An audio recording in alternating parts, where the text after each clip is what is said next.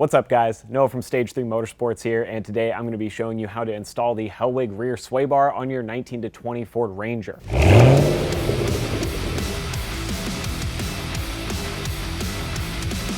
Before we jump into the install though, I do want to put a quick disclaimer in here, and that is that you are going to need to do this install on the ground, and that's why we didn't use a lift for this one. So it was a little bit harder to shoot, and I apologize for some of the bad lighting and camera angles, but we did have to install this with the weight of the truck on the suspension to make sure it could be adjusted right, and I wanted to do it in a way that was still fair and made sense to those of you who are going to be installing it at home. Now with that, I know a lot of you guys are probably wondering why we'd even put a sway bar on a pickup truck, because usually it's more of an on-road performance upgrade for handling, but where it plays in here is that this sway bar can really help out with towing and handling with more weight in the bed of your vehicle. So in the towing and hauling aspect, we have a truck here that has a lot of weight in the bed with our deck system, the bed rack, the tent, camping gear, and when we do pull trailers, it can really get this thing moving. So the sway bar is ideal to kind of stabilize that by reducing that body roll and stiffening up the back of the truck. Now with that, if you are planning to off-road or you are looking at a sway bar for this purpose, it's worth noting that this is going to limit suspension travel as well. So with all that out of the way, let's head over to the bench. We're going to get the pieces assembled and we'll start work on getting this installed.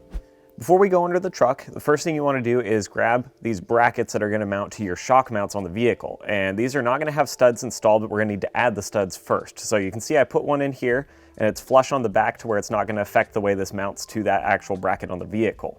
Now what you have is the actual threaded stud here, and we're going to put some blue thread locker on it, run this in, and we want to make sure that they're pointed out from the side that's got the dish cut for these screws, because this is where that bracket's going to go once we have it on the vehicle. So just make sure you have that oriented right.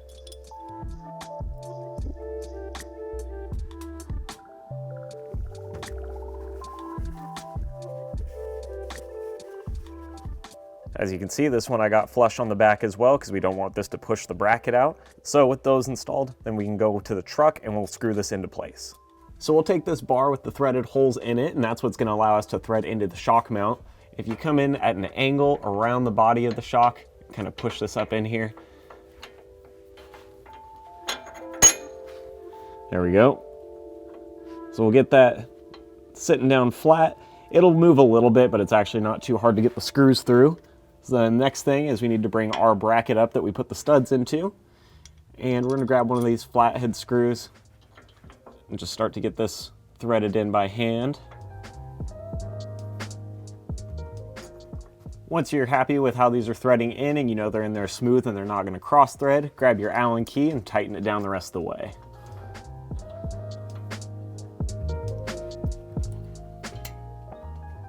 All right, now do these same steps on your other shock mount and we'll go grab the sway bar to get it up into place. So coming under the vehicle with the sway bar now, you're going to want to get these little D-shaped bushings ready, because this is what's going to sit up against that bracket, and then obviously this bracket will go over the top of it. Now before we go too crazy, I have one side loosely attached, and then we're going to need to put a little grease inside this and around it just to make sure this stays quiet and doesn't get a bunch of friction going on that tears up the bushing. So we're going to take the grease that they provide and we're just going to squeeze a little bit in here right now.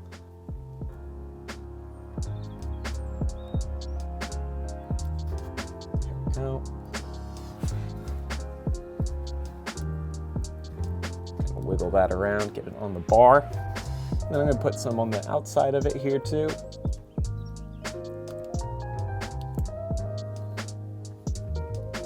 Just like that.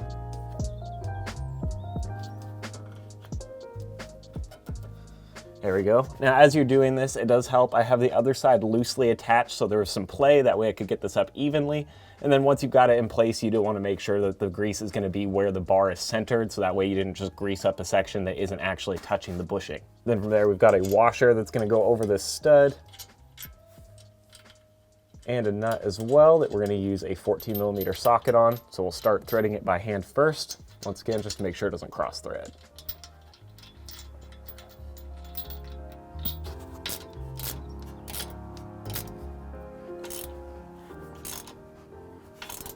This side's all tight, so now I'm going to tighten these same two on the other end of the truck. The next thing we need to do here is get this exhaust hanger off with a 13mm deep well. Just undo that bolt, we can bring it out, and then we're going to be able to put this spacer behind it, and that's going to give us the room that we need to mount the bracket for the actual adjustment rod. Now, with that being said, obviously the exhaust is only on the passenger side of the vehicle here, so on the driver's side, you don't have to do this step, but we will still mount a bracket on the other side. We'll get to that in a little bit.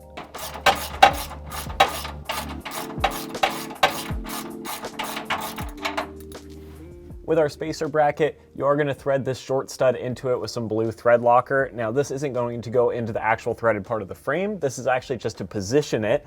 So that stud goes right there to hold this in place. Now with that on there, we're going to lift this bracket on, and then we're going to use the longer bolt provided in the kit to thread this through into that same factory hole.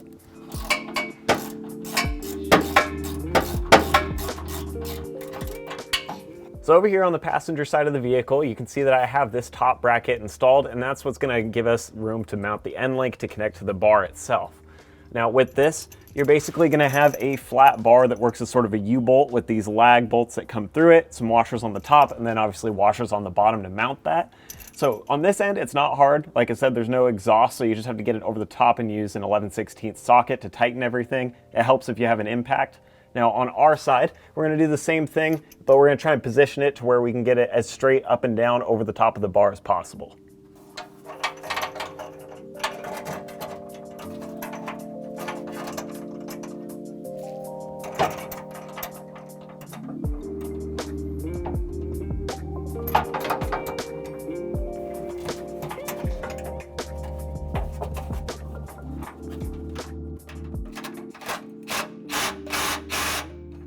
So we've got the bracket locked in here. The clearance is pretty tight between it and the hanger, as you can see, but it's enough space that it works. And then obviously, as you saw, to get the top of this tightened down, you kind of have to go through the other side of Ford's heat shield, and you can actually bend this. It's pretty flexible. So just be sure to push it back up when you're done. But now that that's tight, we can work on getting the arm in place. So the end links in your kit are going to come disassembled, and you will have to put them together, and we'll show you what it looks like on the truck when it's assembled. But here with your parts, you're going to have the lower section of the end link, and you're going to need to press this bushing in as well as the sleeve that goes inside that bushing. Now the best way to do this is if you have a bench with a vise on it, you can put some grease on the inside of this and some grease on the sleeve. Go ahead and squeeze it, and it'll just push that bushing through the inside. It doesn't take too much pressure, but it's hard enough that you can't do it with your hand. So we went ahead and punched that in both in the top and the bottom. So you can see that we've got the sleeve in there and everything else. Then once those are greased in together, you will want to thread this nut down, and this is basically a stop nut because obviously the two parts here are going to need to thread together to complete the end link.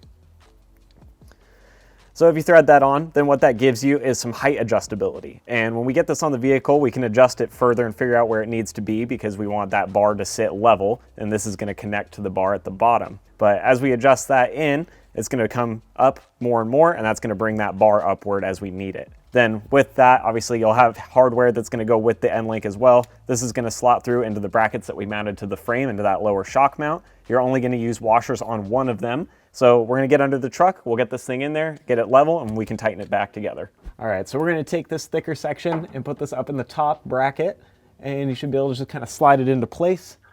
Then grab one of your bolts, and we'll run that through. And you want to have the head of the bolt towards the leaf spring and the nut towards the exhaust here. And we'll get this nut threaded on by hand to start.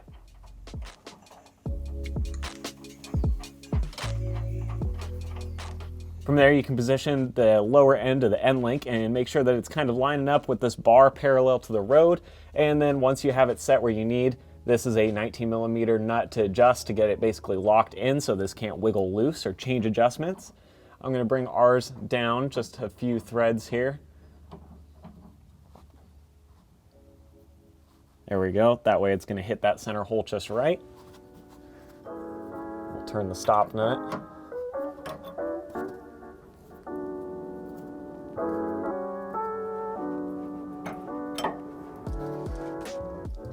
For the lower part of the end link, grab your other bolt with a washer, bring that through the back side.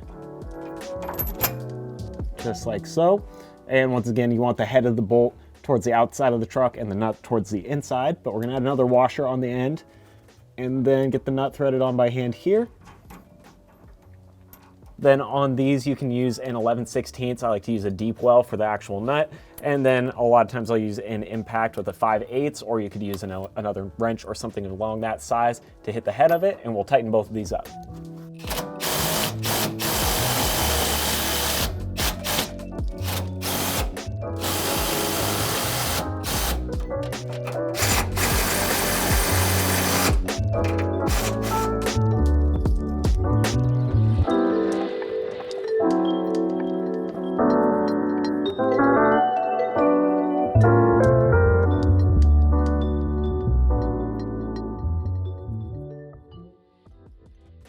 right, guys, so that is going to be a wrap on this Hellwig sway bar install. Now, it's worth saying that while overall the steps are pretty simple as you're watching it on camera, it is a little bit difficult to do this underneath the vehicle, and you spend a lot of time on your back just reaching up into the truck. So this may not be ideal if you're somebody that doesn't want to roll around in your driveway for a few hours, but you can get it done. Also, it's worth mentioning that once you get to the end here, Hellwig does have a sheet in your instruction manual that's going to have all of the torque specs listed for every nut and bolt on this kit. So you should go back, re-torque all that stuff. I usually do it off camera once I'm done, but make sure you match it up to the specs they provide so that everything's going to line up right and you don't have to worry about those parts coming loose. Now, if you are interested in picking up a Hellwig rear sway bar for your Ranger, you can head down in the description below. Click that link. It's going to shoot you over to our website so you can take a look at all the details, and I will see you guys next time.